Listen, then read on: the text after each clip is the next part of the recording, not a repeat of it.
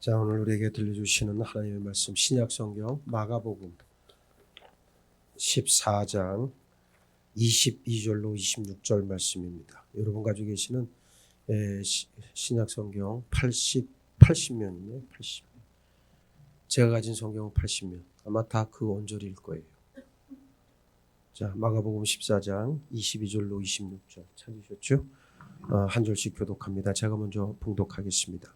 그들이 먹을 때에 예수께서 떡을 가지사 축복하시고 떼어 제자들에게 주시며 이르시되 받으라 이것은 내 몸이니라 하시고 또 잔을 가지사 감사기도 하시고 그들에게 주시니 다 이를 마시매 이르시되 이것은 많은 사람을 위하여 흘리는 나의 피 곧 언약의 피니라. 진실로 너희에게 이르노니 내가 포도나무에서 난 것을 하나님 나라에서 새 것으로 마시는 날까지 다시 마시지 아니하리라 하시니라. 이에 그들이 찬미하고 감람산으로 가니라. 아멘. 할렐루야.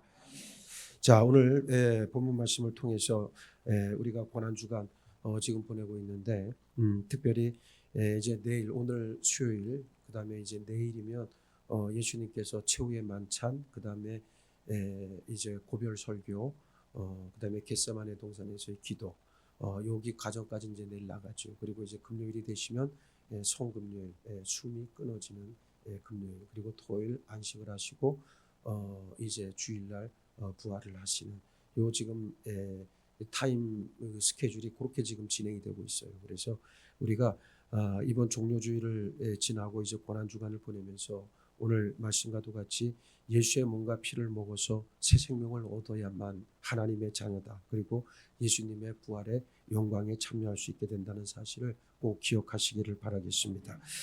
스가랴 선지자를 통해서 예언했던 것처럼 하나님의 아들 예수님이 이스라엘 왕으로서 겸손하게 그것도 나귀 새끼를 타고 예루살렘에 입성하실 때 많은 사람들은 종려나무가지를 흔들면서 호산나를 연호했습니다. 복음에는 엄청난 역동성, 우리가 이 액티비티 또는 다이나믹하다라고 표현을 하는데 이런 역동성과 파라독스, 역설이 있어요. 십자가와 부활이 바로 그 중심이죠. 그래서 예수 그리스도의 십자가는 부활을 품고 있는 겁니다. 마치 달걀이 닭을 품고 있듯이 예수님의 십자가도 마찬가지입니다. 부활을 품고 있는 하나님의 사인, 하나님의 아주 중요한 표징이 되어진다는 말이죠. 예수님은 생명의 주인이시기 때문에 죽음을 지나 이기시고 그리고 다시 살아나셨습니다. 그래서 예수님의 부활에는 십자가를 포함하고 있죠. 우리가 진리로 받아들이는 이 복음에도 예수님의 십자가에서의 죽으심과 그의 또 죽음에서의 부활이 십자가 사건의 가장 정점 클라이맥스를 이루고 있습니다. 사탄은 예수께서 십자가를 지실 때 자기 뜻이 하나님과 예수님을 이기고 승리한 것으로 분명하게 생각을 했을 거예요. 그러나 하나님은 반전의 명수였습니다. 하나님은 예수님의 십자가를 영원 전부터 작정하셨고 사탄의 이러한 사악한 의도를 간파하시고 또 그것을 역으로 사용하셔서 예수님께서 그 십자가를 지도록 허용하셨습니다. 물론 예수님도 겟세마네 동산에서 기도하실 때 아버지 하나님의 뜻에 완전히 순복해 스스로 십자가를 지셨어요. 예수님은 십자가에서 깨뜨리신 당신 몸과 흘리신 보혈로 하나님과 인간 사이에 새로운 언약, 새로운 약속을 세우셨습니다. 누구든지 이 언약으로 세워진 하나님의 나라로 초청을 받고 그 약속, 그 언약에 응답하는 사람은 하나님의 자녀가 되고 하나님 나라의 진정한 시민이 됩니다. 먼저 예수님은 떡을 축복하시고 받으라 이것은 내 몸이다 말씀하십니다. 예수께서는 주 30년번 6월절 토요일을 맞이하는 그 주 월요일날 예루살렘에 나귀를 타고 입성하셨습니다. 낮에는 주로 예루살렘 성전에서 가르치셨고 밤에는 베다니에서 살고 있는 나사로의 집에 묵으셨다는 것을 성경은 증언하고 있습니다. 그리고 목요일 저녁 6월절 식사는 예루살렘에 있는 마가 요한의 어머니의 집, 즉 우리가 흔히 말하는 마가의 다락방이라고 불리는 곳에서 최후의 만찬을 드셨습니다. 마가의 어머니는 예수님을 따랐던 많은 여제자들 가운데 하나였습니다. 마가복음을 기록한 마가는 아마도 젊은 청소년기에 예수님과 제자들이 자기 집 다락방에서 마지막 유월절 만찬을 나누는 그러한 광경을 목격을 했을 거예요. 예수님 당시 유대인들은 이렇게 유월절 만찬을 나누었습니다. 잘 들어보시기 바랍니다. 가장 먼저 그 집안의 가장이 감사기도를 드리고, 두 번째 묽게 만든 포도주로 첫 잔을 마십니다. 세 번째 애굽에서 종살이 할 때를 그 기억하는 의미로, 그 고난을 기억하는 의미로 쓴나물을 먹습니다. 네 번째 자녀들이 부모께 묻습니다. 이 밤은 왜 다른 모든 밤과 다릅니까? 다섯 번째 시편 113편과 114편을 찬송을 합니다. 암송을 했다는 얘기예요. 이거 읽는 게 아니고 그냥 다 암송을 했어요. 이스라엘 백성들은 웬만한 거는 토라는 다 외웠고요. 시편의 웬만한 시편들도 다 외울 수가 있었어요. 그래서 이 시편 113편과 114편을 찬송을 합니다. 여섯 번째 손을 씻습니다. 일곱 번째 둘째 잔에 포도주를 마십니다. 아까 첫 잔을 마셨죠? 이제 일곱 번째 때 두 번째 포도주를 마시고요. 여덟 번째 무교병과 그 다음에 양고기를 먹는데, 무교병은 왜 먹습니까? 무엇을 상징했던 거죠? 효소가 들어가지 않은, 발효된 효모가 들어가지 않은 빵, 그게 무교병인데 왜 무교병을 먹는다 그랬죠? 이제 애굽을 도망가야 돼, 애굽을 탈출해야 되니까 어떻다? 시간이 있다 없다? 급하게 먹어야 되니까. 우리나라 사람들이 비빔밥을 먹는 이유가 왜 그래요? 빨리 먹고 뭐 하려고? 일하려고. 그래서 이것저것 막 넣어갖고 비비는데 맛이 기가 막힌 거잖아요. 사실 비빔밥이라고 하는 것은 양반이 먹는 음식은 아닐 거예요. 제 생각엔. 우리 같이 일 많이 하고 일 좋아하는 사람들이 먹었던 음식이 아닐까, 저는 그렇게 생각을 합니다. 왜? 빨리 비벼 먹고 그리고 할 일 해야 되니까. 그렇잖아요. 아니 차면 차리고 뭐 다 따지면 사실 우리가 이렇게 비빔밥 못 먹잖아요. 그렇죠? 그렇듯이 이스라엘 백성들도 이 무교병을 먹은 이유는, 효모가 들어간 빵은 어때요? 이거는 발효를 시켜야 되죠. 또 잘 그 시간 동안에 부풀려야 되죠. 뭐 이러는 그 과정들이 복잡하잖아요. 이게 시간을 필요로 한단 말이에요. 근데 이스라엘 백성들이 지금 무교병을 먹었다는 것은 급히 그날 밤에 애굽을 탈출해야 되기 때문에 시간이 없습니다. 빨리 대충 해서 밀가루 그냥 이겨가지고 구워가지고 먹어야 되는 거예요. 그 맛은 없는 거죠. 그래서 무교병을 먹는다라고 하는 것은 급히 먹는 것을 상징하고요. 그 다음에 양고기는 왜 먹었습니까? 양고기는 뭐 때문에 이 사람들이 먹었나요? 양고기는 잡아서 피를 문설주와 임방에 발라야 되고 그 부속물로 먹은 거예요. 즉 이건 뭐를 의미합니까? 대속의 죽음을 상징하잖아요. 그래서 무교병과 양고기를 먹는 게 여덟 번째. 그 다음 아홉 번째는 셋째 잔의 포도주를 마십니다. 세 번째 잔을 드는 거예요. 그 다음에 열 번째가 시편 115편에서 118편까지를 암송하고 찬송을 합니다. 11번째 넷째 잔 포도주를 마십니다. 이렇게 요 순서대로 진행을 하는 거예요. 자, 이 순서가 왜 지금 제가 말씀을 드렸냐면, 오늘 우리가 읽었던 이 본문의 말씀과 깊은 연관이 있기 때문에 그렇습니다. 자, 본문과 비교해 보면 마가는 여덟 번째 순서였던 무교병과 그 다음에 양고기를 나누는 것부터 지금 본문의 말씀을 기록하고 있는 것을 알 수가 있죠.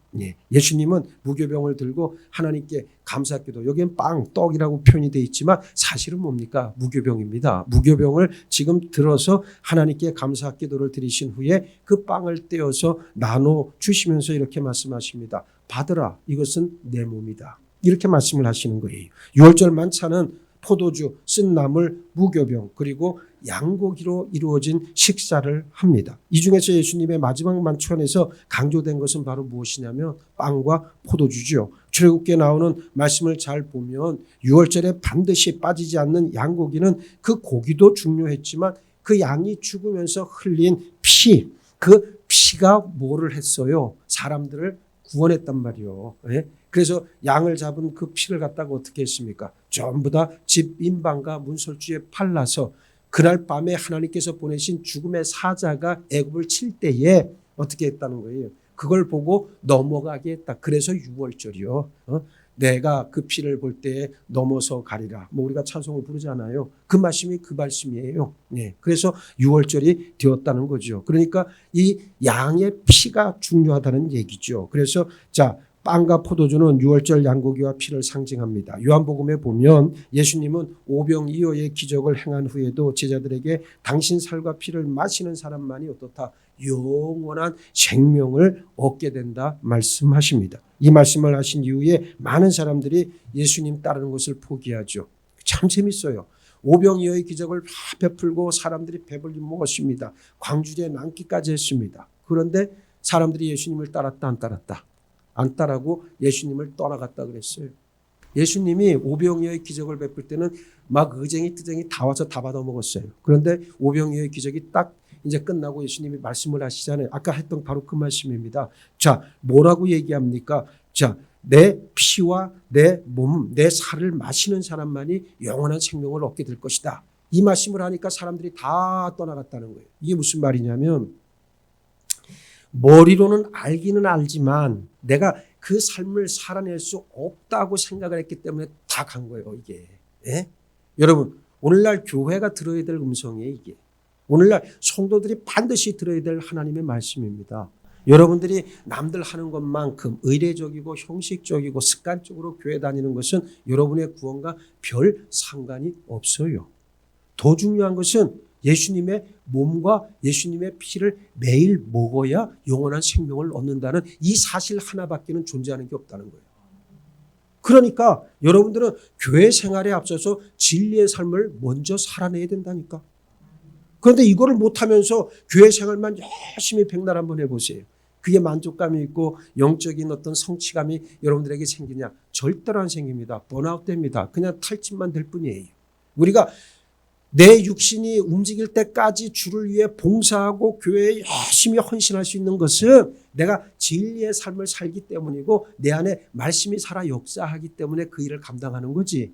반대로 그 알맹이는 쏙 빠지고 여러분의 형식, 여러분의 몸으로만 충성하는 것은 절대로 오래가지 못하고 열매가 없다는 것을 시인해야 한다는 그러한 말씀입니다. 그렇습니다. 베드로를 위시한 제자들은 생명의 말씀이 예수님께 있음을 그 자리에서 다시 고백하고 계속해서 예수님을 따릅니다. 왜 예수님은 당신 몸을 우리에게 주셔서 먹게 하셨을까? 우리가 예수의 몸을 먹지 않으면 우리는 예수님과 아무런 상관이 없기 때문이라고 하는 것을 우리가 알고 있어야 됩니다. 모든 생명이라고 하는 게 음식을 먹어야 하잖아요. 음식에 의존할 수밖에 없잖아요. 영적인 생명도 똑같아요. 영적인 생명도요. 영적인 음식에 의존할 수밖에 없습니다. 우리 영적 생명의 유일한 에너지원은 온 세상을 창조하신 바로 우리 주 예수님이십니다. 그래서 성도는 예수님의 말씀을 들어야 하고 예수님을 믿음으로 예수님과 연합 하나가 될 수 있습니다. 이것을 예수님은 우리가 가장 알아듣기 쉬운 말씀으로 우리에게 표현할 때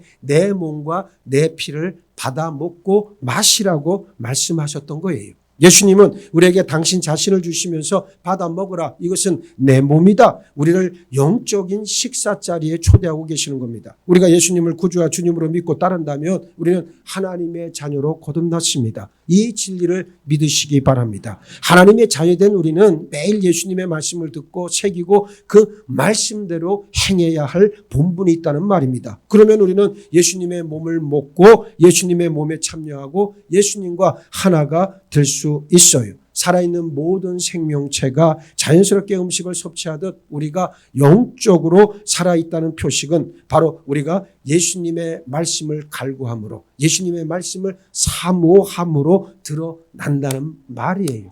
그래서 하나님의 말씀을 자꾸만 읽으세요. 그 방법밖에는 여러분들에게 고민할 수 있는 게 없다는 그러한 말입니다. 그래서 예수님도 바로 그 얘기를 하시는 거예요. 너희가 나의 몸과 나의 피, 즉 나의 말씀 안에 거하면 내가 한 말, 내가 산 삶 안에 거하면 너희는 영원한 생명을 얻게 된다라고 그렇게 이야기를 하고 있습니다. 둘째, 예수님은 포도주를 향해 이것은 많은 사람을 위해 흘리는 나의 피 곧 언약의 피다 말씀하고 계십니다. 마가는 예수님께서 포도주 잔을 받으셔서 다시 감사기도를 드린 후 제자들에게 나누어 주셨다 기록하고 있습니다. 제자들 역시 감사한 마음으로 그 포도주를 마셨어요. 예수님은 24절에서 이르시되 이것은 많은 사람을 위하여 흘리는 나의 피 곧 언약의 피니라 말씀하십니다. 첫 번째, 나의 피 곧 언약의 피니라. 언약이라고 하는 말은 히브리어로 베리트라고 하는 말인데요. 이 단어의 어원은 자르다 또는 쪼개다라고 하는 그 말의 그 단어는 그 카라트라고 하는 말에서부터 비롯되어진 말이에요. 그러니까 고대 근동 지역에서 이 언약, 약속이라고 하는 것은 두 당사자가 이제 약속을 맺잖아요. 언약을 맺을 때 어떻게 하냐면 그냥 맺질 않아요. 말로만 하질 않아요. 오늘날 말로만 하기 때문에 사기꾼들이 극성인 거잖아요. 예. 그렇잖아요. 예? 오늘날은 뭐 사기꾼들이 너무 많잖아요. 이게 다 말밖에 없어요. 말만 무성하니까 그런 거예요. 그런데 고대 근동 지역에서는 어떻게 둘이 약속을 했냐면 약속을 하면 희생 제물을 하나 죽여야 됩니다. 근데 희생 제물을 어떻게 죽이냐? 딱 죽인 다음에 반을 딱 갈라야 돼. 예, 반을 딱 갈라. 두 사람이 약속을 지금 맺었다. 그럼 뭐 토끼가 됐든 송아지 이런 건 비싸니까 뭐 토끼 내지는 거기에 토끼가 사는지 모르지만 자오지가 뭐 비둘기나 뭐 이런 거 말이죠. 그렇게 그 한 거를 해가지고 가운데를 딱 죽인 다음에 가운데를 딱 갈라요. 갈라놔서 딱 펼쳐놓고 그리고 두 사람이 거기를 넘어가야 돼. 서로 왔다 갔다. 예. 이게 웃긴 행동 같지만 사실은 엄청난 의미가 있는 행동이에요. 무슨 얘기냐. 희생 제물을 앞에 놓고 그것을 넘었기 때문에 이 약속은 불변이야. 반드시 지켜야 되는 거예요. 안 지키면 어떻게 되는 거예요? 그건 죽어야 돼. 그 사람이 죽어야 돼. 왜? 희생 제사, 희생 제물까지 지금 여기 앞에 있는데 그렇고 약속을 안 지켰다? 그러면 그 사람은 죽어 마땅하다는 그러한 이야기죠. 그래서 이 구약 성경이 말씀하고 있는 이 하나님께서 이스라엘과 언약을 맺으시는 이야기가 아주 그 핵심적인 모티프로 등장하잖아요. 그 언약의 내용은 하나님께서는 이스라엘의 하나님이 되시고 이스라엘은 하나님의 백성이 된다는 거잖아요. 이 구약의 옛된 약속, 옛 약속의 핵심은 뭡니까? 나는 너희의 하나님이고 너희는 나의 백성이다. 그거잖아요. 예? 그게 이스라엘 백성에게 한했던 거고 신약 새로운 약속은 뭡니까? 누구든지 예수 그리스도 안에 있고 예수 그리스도를 믿고 영접하면 다 하나님의 자녀가 된다는 새로운 약속 아니야. 하나님의 약속이 제일 중요하다고. 그게 우리에게 지금 나타난 계시되어진 그 기록된 말씀이 바로 이 성경 아니요. 예? 그러니까 성경을 보면서 여러분들이 뭘 봐야 돼? 나를 향하신 하나님의 약속을 발견해야지. 근데 그걸 평생을 가도 모른다? 이건 답이 없어요, 사실. 그래서 이제부터는 하나님, 나에게 주신 하나님의 약속이 뭔지 알려주세요. 깨닫게 해주세요. 보여주세요. 듣게 해주세요. 그렇게 여러분들이 간절히 구하시기를 바랍니다. 그래서 여러분들이 약속의 사람이 되어야 된다는 그러한 얘기죠. 그런데 이스라엘 백성들이 나는 너의 하나님, 너는 나의 백성인데 이걸 이스라엘 백성들이 일방적으로 어겼잖아요. 파괴했잖아요. 그럴 때 하나님께서는 어떻게 합니까? 저들의 생명을 취하신 거 아니에요. 심판과 그리고 끊임없는 책망하심을 통해 돌아오라고 얘기하는데도 말씀하시는데도 저들이 듣지 않으니까 어떻게 했어? 죽여버렸지. 예. 죽여서도 안 들어. 예. 죽어서도 안 들어. 그러니까 1세대의 출애굽 세대들은 다 광야에서 죽을 수밖에 없었던 것은 어떤 이야기입니까? 저들이 아무리 하나님께서 말씀을 하고 돌아오라 해도 돌아오지 않는 결국 이스라엘의 역사는 그렇게 해서 멸망한 거 아닙니까? 그러니 오늘 우리가 다시 한번 생각해야 될 것은 하나님께서 나에게 주신 약속이 무엇인가를 잘 깨달으시고 여러분들 상호간에 맺었던 약속도 소중하게 간직하시길 바랍니다. 그 약속이 무엇보다 중요해요. 이스라엘 각 가정은 어린 양 한 마리를 한 번에 다 먹을 수 있을 정도의 대가족이거나 아니면 이웃에 사는 사람들과 함께 그 분량을 다 먹을 정도의 숫자를 계산해서 어린 양을 준비를 했죠. 무슨 말이냐면 하나님과 언약을 맺음에 있어 그 핵심이 되는 어린 양은 사람이 준비했다는 사실이에요. 하나님이 준비하신 게 아니에요, 여러분. 착각들을 하시는데 절대 하나님이 그 어린 양을 준비하신 게 아니라 누가 준비했습니까? 이스라엘 사람이 했어. 그래서 여러분들이 하나님 앞에 나올 때 여러분의 믿음은 반드시 여러분의 예물로, 제물로. 오늘날에는 구약에서는 제물로. 그리고 제물과 예물이 있었잖아요. 구약 시대에도. 근데 이제 신약으로 넘어오면서는 이제 제물이라는 개념 대신에 내가 산 제물이 됐고 우리 자신이 하나님 앞에 예물을 드리는 거죠. 그래서 함께 하나님 앞에 드려야 된다는 그러한 말씀입니다. 그런데 우리 예수님은 제자들에게 포도주를 나누어 주시고 제자들이 그 잔을 다 마신 후에 나의 피 곧 언약의 피니다 말씀하셨습니다. 포도주와 유월절 그리고 어린 양의 피가 상징하는 것은 이제 곧 예수께서 십자가에서 그 생명을 내려놓으실 때 흘리셔야 할 보혈을 상징하고 있습니다. 피는 곧 생명이고 예수께서 피 흘리심은 우리 죄를 대속하기 위해 흘리신다는 의미입니다. 예수께서 당신 생명으로 당신 보혈로 새로운 언약을 맺으실 때 어린 양을 준비하시고 그 생명을 버리심으로 그 살을 주시고 그 보혈을 주신 분은 바로 아버지 하나님이시고 그 아들 되시는 주 예수 그리스도이십니다. 두 번째, 많은 사람을 위하여 흘리는 그랬습니다.